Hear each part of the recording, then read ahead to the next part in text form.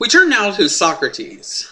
We started with this idea that, the pre-Socratics, which get their name from the fact that they are before Socrates, it sort of signifies that Socrates is a pretty big occurrence, or a pretty big thing. But what also happens is Socrates is different from the pre-Socratics in that he takes on all these different ideas that we talk about.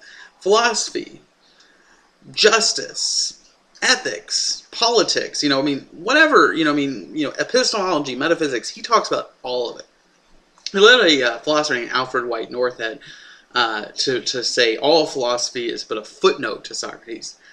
The idea is that all of philosophy, to a large degree, is taking a lot of the ideas he talked about and expanding on them and taking different directions. But he first talked about all of them. And so that is probably one of the first things to keep in mind, is that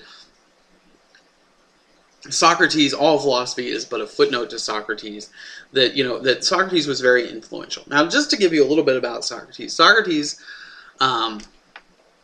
was basically, Socrates was different from Plato and other things, but I'm just going to talk about Socrates himself first off.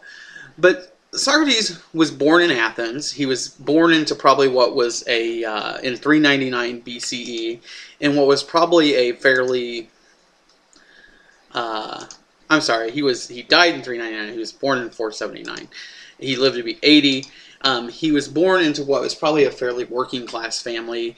The reason I know that is that that there's some reference to the fact that Socrates did stonework. He was a mason, essentially, and so that would be a working class job. It was also referenced that his mother was a midwife, and while that would be a typical female profession, it would also be the case that women wouldn't work outside the home unless they were of a certain lower working class. They wouldn't if they were of a wealthier class. So that's one of the first things to know about.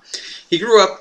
He was very. He became a war hero. Was very influential in the Peloponnesian War.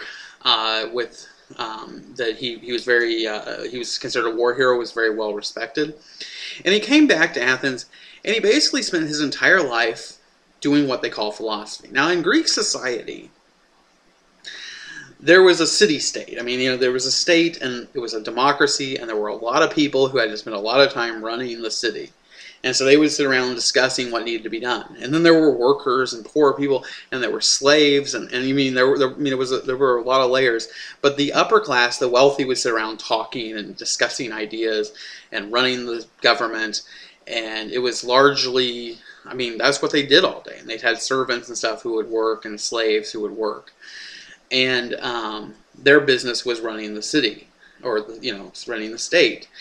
And so Socrates basically was a person who began doing this. He began to walk around, and he would just talk about ideas in the city square, what was called the Agora, and he would discuss different ideas and philosophy and ask questions.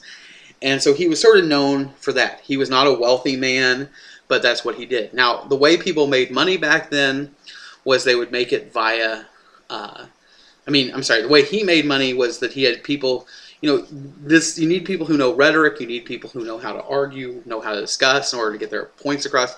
And so some of these people, like Socrates, would become teachers, and they would have followers who would kind of just follow them around, see how they operated, learn rhetoric, learn argument skills from them, from watching them. And that's sort of what he did, is he would have different people who basically would watch him. One of his followers was a guy by the name of Plato, and Plato and Socrates sometimes get confused because Plato used Socrates as a character in his writing, and I'm going to talk about that in the next page. But Plato, on the other hand, was from a wealthier family, and he grew up, and he basically became a philosopher as well. But he came from a wealthier family, and he was a follower, a student, and then he spent his career writing and doing philosophy and using Socrates as a character within his writing, as somebody who he was basically telling Socrates' philosophy. As far as Socrates goes, he lived 80 years. He died at the hands of the state. They were to have him executed. He ended up drinking poison and dying. And not a whole lot's known about his personal life. There's some interesting things about him, but as far as it goes, that's essentially Socrates in a quick nutshell. They think he was married and had some kids, but I mean, not a lot ever said about them. So that's about all we know.